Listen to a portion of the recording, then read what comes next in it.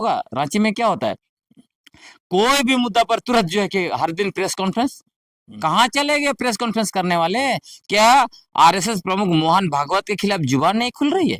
और मैं देख भी रहा हूं आरएसएस के कुछ धांगर थोड़ा बहुत लिख रहे हैं, सरना और सनातन एक नहीं है, लेकिन आरएसएस प्रमुख मोहन भागवत पर सीधा आवाज नहीं उठा रहे। जिस तरह से वो लोग ईसाई कसाई चीखते हैं, चिल्लाते हैं, धर्ममंत्री धर्ममंत्री करके उनकी आंखें बड़ी बड़ी हो जाती, मुंह ऐसे खुल जाता है। वो सारे लोग मोहन भागवत के नाम पर जो उनका जुबान में से उनका नाम नहीं निकल रहा है, हाँ, इधर उधर से घुमा के बोल रहे हैं ताकि लोग समझे, लेकिन हम लोग सच्चाई समझते हैं। जब आपका अस्तित्व पर जिस व्यक्ति ने तलवार चला दिया, उसको मिटाने का ऐलान कर दिया, अब जुबान नहीं खोलते हैं। अब कैसे सरना आदिवासी हैं, कैसे लोग हैं जो जुबान नहीं खोल रहे हैं? आरएसएस का गुलाम ही है ना आप, आरएसएस का गुलाम है, भाजपा का गुलाम है। इसलिए मैं अगर कहा अब आरएसएस के धांगर आप हैं तो सही है। पंचायत विभाग के पूर्व डायरेक्टर कि आरएसएस का एजेंडा क्या है, आरएसएस क्या चाहता है, क्लियर कर दिए कि वो आदिवासी अस्तित्व, सरना अस्तित्व को मिटाना चाहते हैं, बदलने की कोशिश की, क्योंकि हड़कंप मच जाता है। लेकिन डेविड रिक जाके जो है मोहन भागवत आर्यों के वंशज हैं। आर्य लोग 3500 साल पहले यूरेशिया से भारत आए हैं, और ये लोग जो है खुद को भारत का मालिक बनाने के लिए एड़ी चोटी एक किए हुए हैं। इससे स्पष्ट हो गया कि 3500 साल पहले आए हैं। अगर उसे पहले इनके पुरखे आए रहते तो वहां उनका अस्तित्व मिलता, वहां द्रविडियन का अस्तित्व मिला उस डीएनए में। अब उस रिपोर्ट को भी इन्होंने दबाने की कोशिश की। सही समय में वो आके दूध का दूध और पानी का पानी कर दिया। आपका अपना कोई अस्तित्व नहीं, आप सनातन हिंदू हो, यही बोला ना उन्होंने।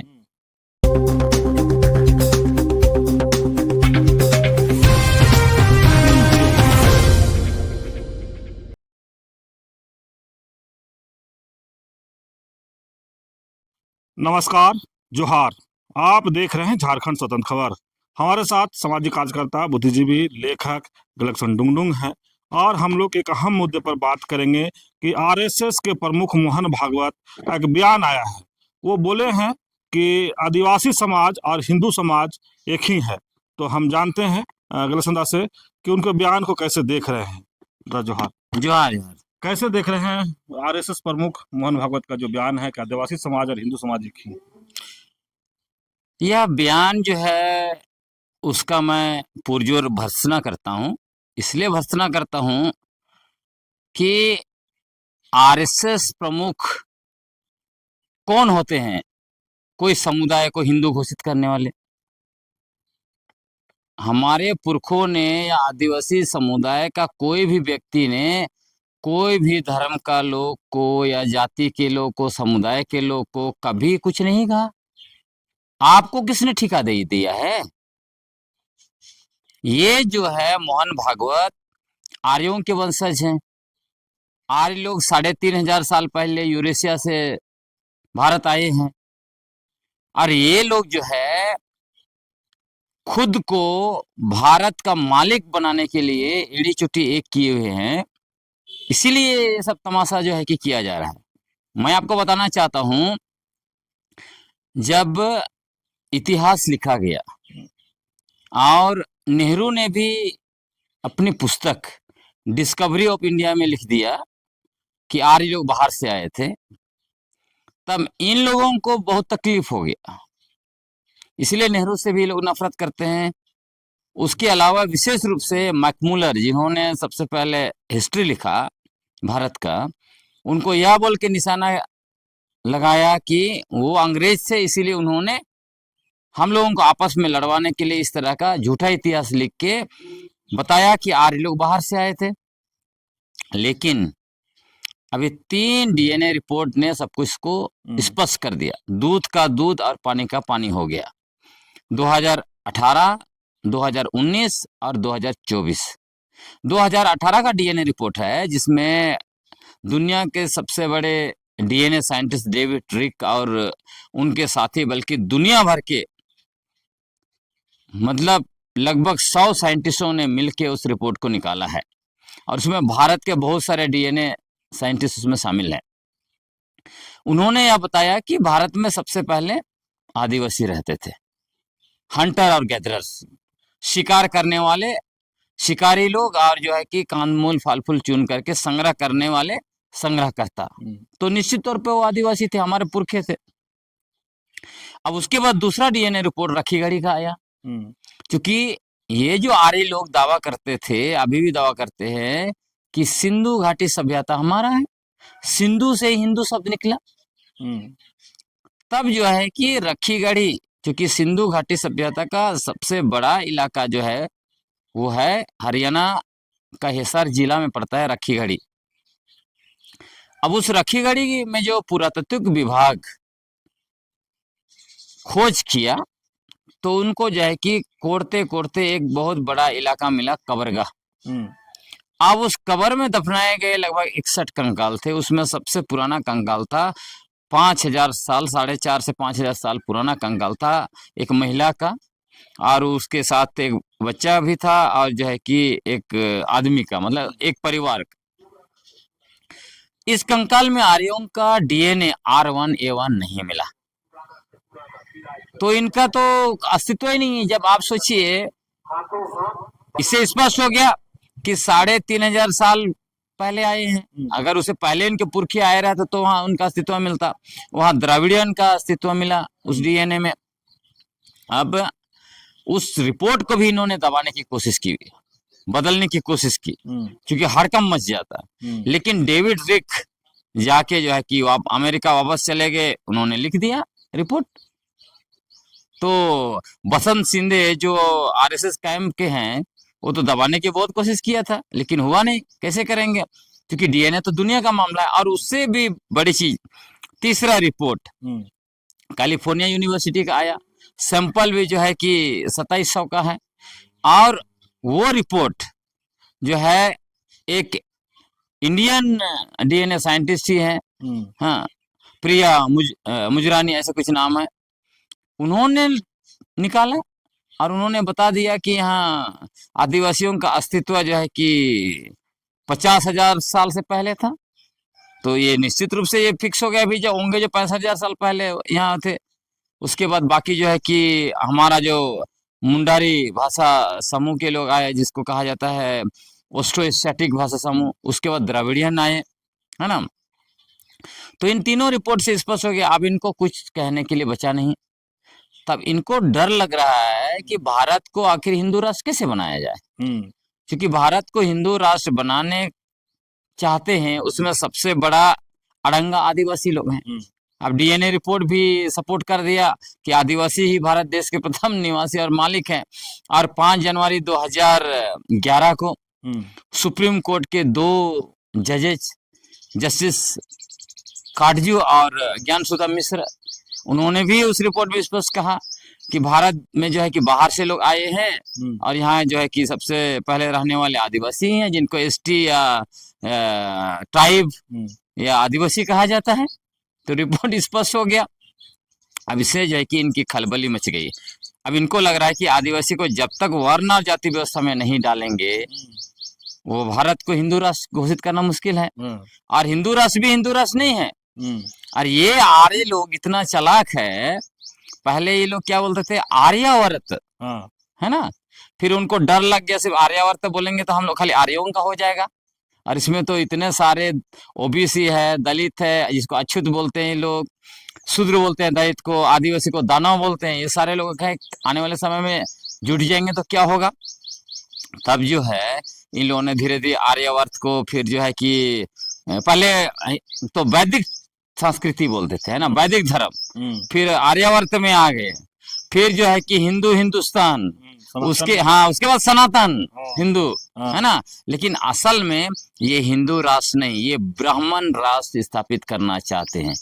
आज भी देखिए, भारत का संविधान लागू हुए 7 दशक से ज्यादा हो गया, देश का कौन सा ऐसा विभाग है जहाँ पे ये लोग जो है कि 70% से ऊपर नहीं है। कई कई जगह तो 90% से ऊपर ये लोग मिलेंगे, खाली यही लोग सवर्ण लोग।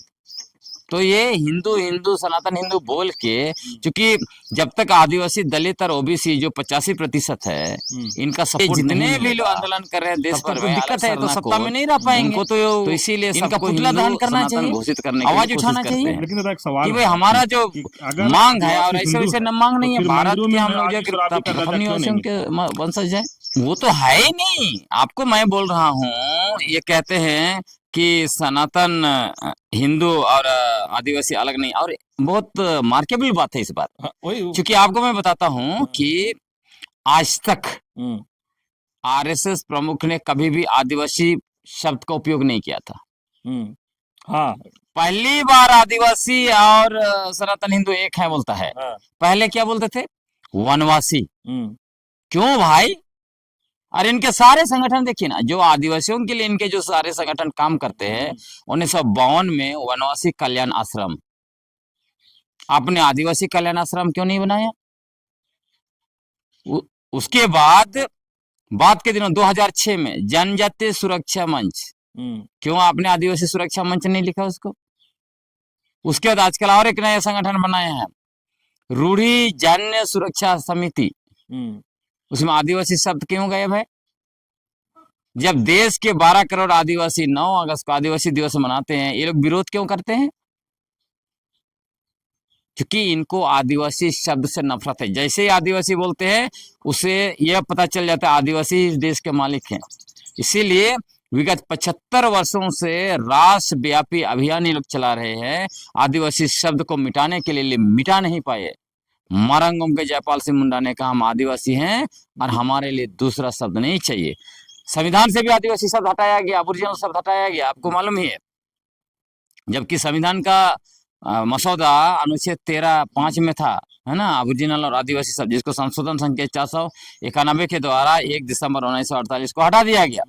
और आपको मैं बताता हूँ, इनको अब डर लग गया कि जिस तरह से सरना धर्म कोड का मांग जो हो रहा है, जब भी सरना धर्म हाँ मांग होता है तब तक इनको आदिवासी हाँ इनको सरना धर्म हाँ बात करने लगते हैं, और या फिर चुनाव आता है तब ये दो मसले में देखते हैं कि इनको जरूर याद आता है। इनको अभी डर लग गया, जिस तरह से अलग धर्म कोड का जो सैलाब उमड़ रहा है इस देश में, हाँ, इससे इनको बहुत डर लग गया। इसलिए क्या कह रहे हैं, जो अलग धर्म सरना धर्म कोड का मांग करता है, वो समाज को तोड़ने वाली बात है। मतलब जितने भी अलग धर्म का बात करें, वो समाज को तोड़ रहे हैं, यही कहना चाहते हैं संघ प्रमुख मोहन भागवत साहब। हैं? तो ये जितने भी लोग आंदोलन कर रहे हैं देश भर में अलग सरना कोड, उनको तो इनका पुतला दहन करना चाहिए, आवाज उठाना चाहिए कि भाई हमारा जो मांग है, और ऐसे वैसे न मांग नहीं है, भारत के हम लोग जो प्रथम निवासियों के वंशज है, तो हमारा अलग, और अंग्रेजों ने अलग धर्म कोड दिया था। हैं? तो निशाना जो साधा है, जो लोग अलग धर्म कोड के मांग कर रहे हैं उन पर। और सबसे बड़ी बात, मतलब यह जो हमला है वो छोटा मोटा हमला नहीं है। आदिवासी समुदायों के अस्तित्व पर आपने तलवार चला दिया है। ऐसा हमला किया, मतलब मिटाने के लिए हमला किया। जैसे आदिवासी शब्द को संविधान से हटाकर डॉक्टर भीमराव अंबेडकर ने तलवार चला दिया हमारी पहचान पर। ये संघ प्रमुख जो है, सरना धर्म पर जो है कि इन्होंने तलवार चला दिया है, और इनका ही संगठन। इसीलिए देखिए, जनजाति सुरक्षा मंच के राष्ट्रीय अध्यक्ष भाजपा नेता गणेश राम भगत ने क्या कहा था, सरना झंडा जो है विदेशी झंडा है, इसको उखाड़ के फेंकना है। इसी जनजाति सुरक्षा मंच के मीडिया प्रभारी सोमांग राव क्या बोलते हैं, सरना कोड को मैं खा जाऊंगा, हाई कोर्ट से उड़ा दूंगा, सुप्रीम कोर्ट से उड़ा दूंगा।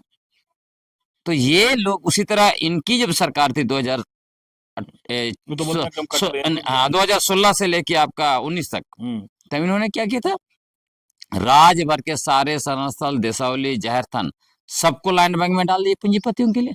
मतलब ये पूरा कुनबा, आरएसएस और बीजेपी का कुनबा, सरना अस्तित्व को मिटाने के लिए एड़ी चोटी एक किया हुआ है। हाँ, लेकिन दिखाता क्या है, हमारे जो भी सरना भाई बहन, उनको दिखाता कि ये देखो, ईसाई मिशनरी तुम्हारा दुश्मन है, ईसाई आदिवासी तुम्हारा दुश्मन है। लेकिन अभी तो खुल के सामने आ गया कि ये सब। मैंने पहले भी कहा है, आदिवासियों का सबसे बड़ा दुश्मन आरएसएस और भाजपा है। ये आदिवासी पहचान को मिटाना चाहते हैं, आदिवासियों की धार्मिक पहचान, धार्मिक आजादी को नेस्तनाबूद करना चाहते हैं, हमारा आदिवासियों का अस्तित्व को मिटाना चाहते हैं, हमारी जमीन इलाका और पूंजीपतियों को, जमीन इलाका और खनिज संपदा को पूंजीपतियों को देना चाहते हैं। इसलिए बाहरी लोगों को अनुसूचित क्षेत्र में भर दिया, पेशा कानूनी लोग नहीं लागू किया। लेकिन दादा, आदिवासी समाज में ही कुछ लोग हैं जो बोलते हैं कि हम कट्टर हिंदू हैं, या मोहन भागवत के जो बयान है उसको समर्थन कर रहे हैं, उस पर क्या? मैंने तो पहले ही कहा, हम्म, मतलब आरएसएस प्रमुख मोहन भागवत जी यहाँ जो आए ना, हम्म, मैं तो बिल्कुल एक तरह से मैं कहूंगा सही समय में वो आके दूध का दूध और पानी का पानी कर दिए कि आरएसएस का एजेंडा क्या है, आरएसएस क्या चाहता है, क्लियर कर दिए कि वो आदिवासी अस्तित्व, सरना अस्तित्व को मिटाना चाहते हैं। आपका अपना कोई अस्तित्व नहीं, आप सनातन हिंदू हो, यही बोला ना उन्होंने। तो इसी से समझ लीजिए, मैंने पहले ही कहा था, जनजातीय सुरक्षा मंच, बीजेपी का एसटी मोर्चा में जितने भी आदिवासी नेता हैं, चाहे माननीय बाबूलाल मरांडी हो या जितने बड़े बड़े नेता या छोटे नेता हो, उसके बाद रूढ़ी जन समन्वय समिति और रूढ़ी जन सुरक्षा समिति, ये सारे संगठन के सदस्य और इसको संचालित करने वाले लोग सारे के सारे जो है कि आरएसएस के धांगर हैं, ये साबित हो गया। मैं जब धांगर बोलता था तो लोगों को बहुत तकलीफ होती थी, लेकिन जब 2003 में बाबूलाल मरांडी जी की सरकार थी झारखंड में, केंद्र में अटल बिहारी वाजपेयी जी की सरकार थी, इन्होंने मिल के संवैधानिक आदेश जारी करते हुए धांगर उरांव लिख के नोटिफिकेशन जारी किया हुआ है। क्या ये लोग कभी आवाज उठाते हैं? हमको गाली गलौज करता है सोशल मीडिया में और बाकी जगह। जब ये लोग नहीं है धांगर आरएसएस और भाजपा का, तो क्यों ये भाजपा सरकार पर सवाल नहीं उठाते हैं? ये लोग अगर धांगर नहीं है तो जब गणेश राम भगत जी ने सरना झंडा पर हमला किया, क्यों सवाल नहीं उठाया? जब माननीय रघुवर दास जी ने सारे पवित्र सरना स्थल देसावली और जहर थान को जब लाइन बैंक में डाला, तब इन्होंने सवाल क्यों नहीं उठाया? अभी जब आरएसएस प्रमुख मोहन भागवत ने सीधा जो है कि सरना अस्तित्व पर जो है कि एक तरह से तलवार चला दिया, उसको जो है कि खत्म करने का ऐलान कर दिया, क्या कहीं कोई पुतला दहन कर रहा है?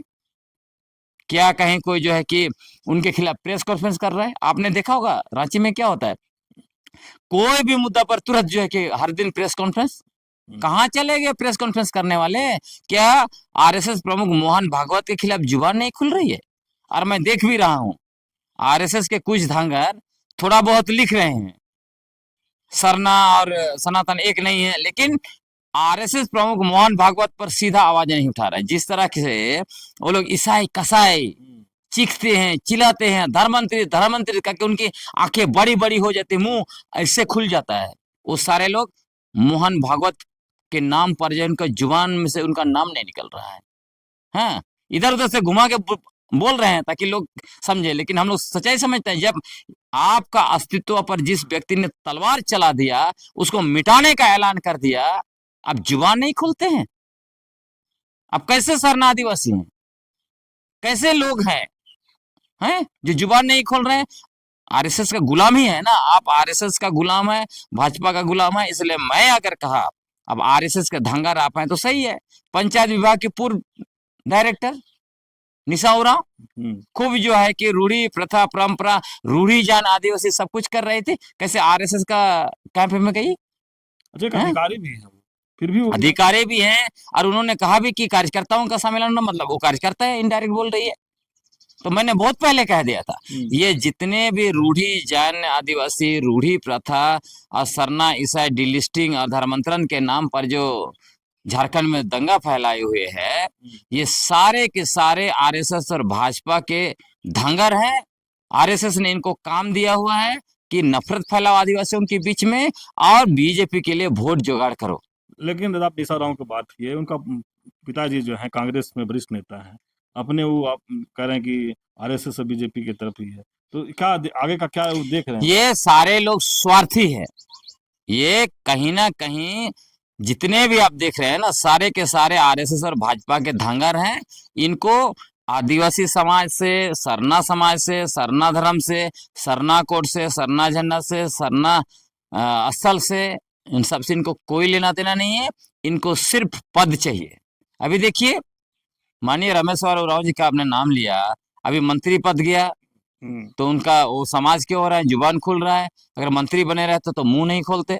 तो शुरू से अवधेश जी, मैं बार बार कहता हूं, आरक्षण, धर्मांतरण, डिलिस्टिंग, ये सारे मुद्दे हम आदिवासियों के कभी नहीं रहे। ये मुद्दे आरएसएस ने आदिवासियों के ऊपर थोपा है। और आपने देख लिया, आरएसएस का प्रमुख मोहन भागवत का सम्मेलन में कौन कौन लोग गए थे, पूरा का पूरा चेहरा तो एक्सपोज हो गया है। तो ये सारे धांगर लोग आदिवासियों का भला करेंगे? ये भला नहीं करेंगे। इनको सिर्फ आदिवासियों को आपस में सरना, ईसाई, डिलिस्टिंग, धर्मांतरण वगैरह के नाम पर मुर्गा लड़ाई कराना है, वोट लेना है। किसी को मुखिया बनना है, किसी को वार्ड सदस्य बनना है, किसी को मेयर बनना है, किसी को विधायक बनना है, किसी को सांसद बनना है, किसी को मंत्री बनना है, मुख्यमंत्री बनना है। ये इनका एजेंडा है। और शुरू से देखिएगा, सरना ईसाई के नाम पर जो लड़ाई आया है, मतलब 80 के दशक से, उसके पीछे निजी स्वार्थ है। मैंने लिखा भी है, बोला भी है। उससे आदिवासी समाज का या सरना समाज का कोई लेना देना नहीं। यदि उनको लेना देना नहीं रहता तो 80 के दशक में पूरा झारखंड में उबाल हो जाते ना। कहाँ कोई उस मुद्दा का सपोर्ट किया। और आपको मैं बताता हूं, हम आदिवासियों का 250 साल का संघर्ष और बलिदान का जो इतिहास है, उसमें हमारे मूल मुद्दे आदिवासी पहचान। हम आदिवासी हैं, भारत देश के प्रथम निवासी और मालिक हैं। देश के सारे संसाधनों पर पहला हक हमारा है। यह है हमारी पहचान। दूसरा, स्वायत्तता। अंग्रेजों का हमारे पुरखों ने कहा, ये इलाके हमारे हैं, यहां तुम्हारा शासन नहीं चलेगा। आज भी हम लोग कह रहे हैं, पेशा कानून को हूबहू लागू करो, गांव में हमारा शासन चलेगा। हमारे पुरखों के द्वारा दिया गया पारंपरिक स्वशासन व्यवस्था, पारंपरिक ग्राम सभा चलेगा। ये जो है कि पंचायत व्यवस्था गांव में नहीं चलेगा। और हमारी जमीन, हमारे इलाका, हमारा प्राकृतिक संसाधन पर मालिकाना है। जमीन हमारा है, हमारे पुरखों ने बनाया है। जंगल को हमारे पुरखों ने और हमारे लोगों ने अभी भी सुरक्षित किया है, बचाया है। और जितना भी वहाँ खनिज संपदा है, चाहे बालू है, वहां पे पत्थर है, कोयला है, यूरेनियम है, बॉक्साइट है, आयरन ओर है, उस पर हमें मालिकाना हक चाहिए। क्योंकि अनुसूचित क्षेत्र में समता जजमेंट क्या बोलता है, गैर आदिवासी का कंपनी वहां पे खनन नहीं कर सकता है। सरकार भी करेगी तो लोगों के हित में करेगी। लेकिन अभी आपने देख लिया, सरकार जितना खनन किया हमारे हित में किया? नहीं किया। तो उसकी लड़ाई हमें लड़नी है। नियमगिरी जजमेंट सुप्रीम कोर्ट का 2013 का क्या बोलता है, आदिवासी अगर कहता है इस पहाड़ में मेरा भगवान रहता है, तो वहां चाहे बॉक्साइट है, वहां चाहे आयरन हो रहा है, आप उसको नहीं ले सकते, नहीं हटा सकते हैं। उसके बाद अभी राजस्थान हाई कोर्ट का फैसला भी आ गया कि अनुसूचित क्षेत्र में यदि नगर पालिका भी बन गया है तो वहां भी पेशा कानून लागू होगा। आदिवासी अपनी जमीन वापस कर सकते हैं। तो जो लोग गैर कानूनी तरीके से लिए हैं वो भी जमीन हम लोग वापस लेंगे। तो ये सारे जो मुद्दे हैं ना, क्योंकि बीजेपी ने बाहरी लोगों को भर दिया 25 साल में। यदि बाबूलाल मरांडी जी पेशा कानून लागू किए हुए थे 2001 में, तो बाहरी जनसंख्या रांची में भरता ही नहीं है, अनुसूचित क्षेत्र में भरता ही नहीं है, दूसरे अनुसूचित क्षेत्र में। लेकिन उन्होंने लागू नहीं किया, जेपीआर असंवैधानिक तरीके से थोप दिया अनुसूचित क्षेत्र में। तो ये सारे लोग जो है कि बीजेपी के वोटर हैं। तो अभी तो हम इसी तो इनको दिक्कत हो रहा है, इसलिए अभी भी चाहते हैं कि सरना सनातन करो, आदिवासी को लड़ाओ। आप सोचिए कि लोग बोलते सरना सनातन एक है। फिलोसफी देखिए, सनातन हिंदू का फिलोसफी है, वहां पे 7 जन्म लिया जाता है। इसलिए फिल्मी गाना आप सुनते हैं ना, 7 जन्म में तेरे मैं साथ रहूंगा यार, हैं? आदिवासी में तो एक ही जन्म होता है, मरने के बाद ना स्वर्ग है ना नरक है, वो तो आत्मा वापस आती है। फिर कैसे सरना सनातन एक है? दूसरा, हिंदू सनातन हिंदू धर्म में देखिए, सोशियोलॉजी बताता है कि 6000 जाति या 25,000 उपजाति है, शायद अब ज्यादा भी होगा, आप जानेंगे। अभी इसमें जो है कि सिर्फ जो है कि ब्राह्मण पुजारी बनेगा। आदिवासी भारत में लगभग 700 से ज्यादा समुदाय है, सबका अपना अपना पुजारी। तो सनातन और सरना एक ही था, तो आदिवासी का अपना पुजारी कैसे हो गया? हाँ। है? और मैं ये भी कहता हूँ, अगर सरना सनातन एक ही है तो मंदिर में जो है कि हड़िया भी चढ़ाने दीजिए, मुर्गा की बलि भी वहां पर होना चाहिए मंदिर में। आदिवासियों को पुजारी रखिए। है? बिल्कुल। तो आप जो है ये कह देंगे तो नहीं ना होगा। सब कुछ चीजें अलग है उसमें, बस ये जो है कि भ्रम फैला के सरना सनातन एक है, कभी संताल सनातन एक है। आप बताइए, कई कैसा आदिवासी समुदाय है। आप तो हिंदू में, तो सनातन हिंदू में गाय को आप माता मानते हैं, आदिवासियों में जैसे संताल के पीछे ही जाइए, भले जो हिंदू बन गए हो उसका विरोध करते हैं, लेकिन वहां जो है बछड़ा को जो है बलि देने की प्रथा है। अभी भी हाँ, अभी भी हम सुनते हैं, उरांव लोगों के बीच भी कुछ ऐसी प्रथा जिसके बारे में आपने सुना था, कोई समय में बांधो तिर्की जी बोले थे, है ना? तो आप जब खोजेंगे, जब रूढ़ी प्रथा बोलते हैं, वो लोग छोड़ दिए और बहुत लोग, अलग बात है, लेकिन वो तो रूढ़ी प्रथा में तो है ना। है? तो आप कैसे बोलेंगे? तो मैच ही नहीं करेगा।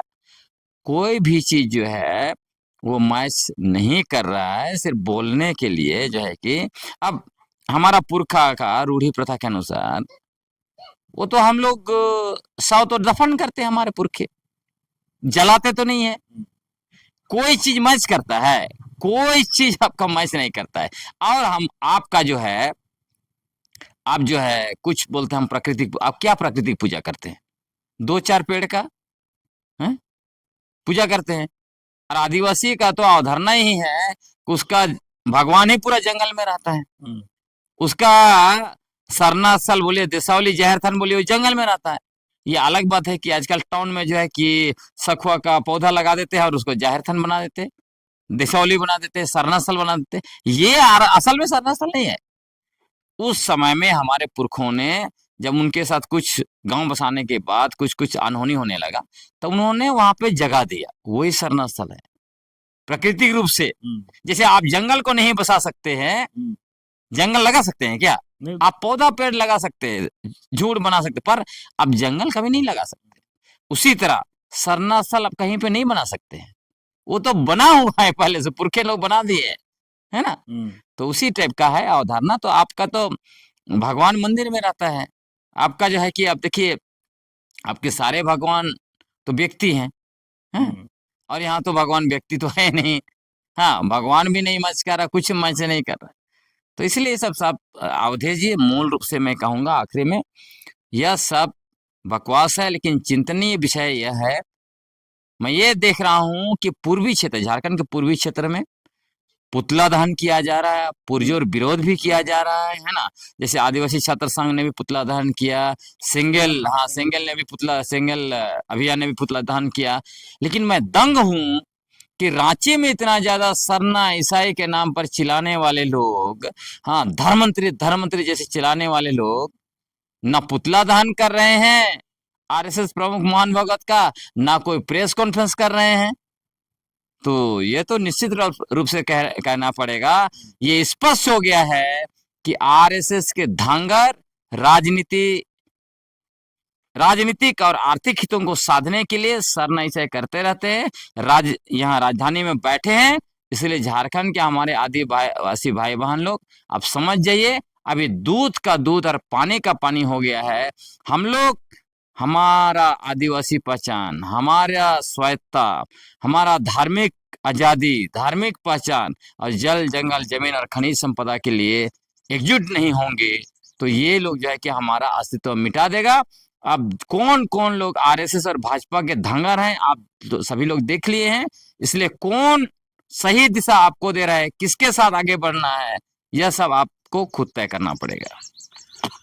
आप सुने गैलेक्सन डुंगडुंग की बात, बहुत अच्छे तरीके से जो आरएसएस प्रमुख मोहन भागवत का जो बयान था कि आदिवासी समाज और हिंदू समाज एक है, उसको बहुत अच्छे तरीके से खंडन किए और इस तरह से बताने की कोशिश की कि जो आदिवासी समाज है लोग समझें कि जो मोहन भागवत का बयान है उसके पीछे क्या साजिश है, षड्यंत्र है। ये स्पष्ट कर रहे हैं कि वो कह रहे हैं कि उस समय जिसमें आदिवासी समाज अपना पहचान सनातन धर्म कोड की मांग करने के लिए दिल्ली जाने वाले हैं, उस समय झारखंड आके बोलते हैं कि हिंदू समाज और आदिवासी समाज एक है।